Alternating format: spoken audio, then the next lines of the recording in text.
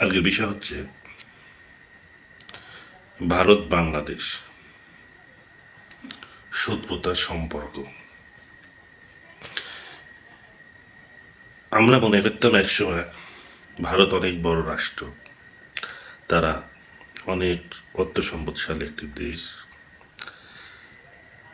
সে হিসাবে আমাদের বাংলাদেশ একটা ছোট্ট দেশ, তাদের একটি প্রদেশের সীমানে আমাদের দেশটা।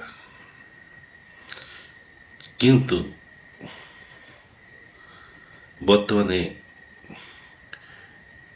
এদেশ থেকে বিগত প্রধানমন্ত্রী শেখ হাসিনা ভারতে আশ্রয় নেওয়ার পরে যে কর্মকাণ্ডগুলো চলতেছে এবং আমরা যা চোখে দেখছি, তা থেকে বোঝা যাচ্ছে ভারত দেশটা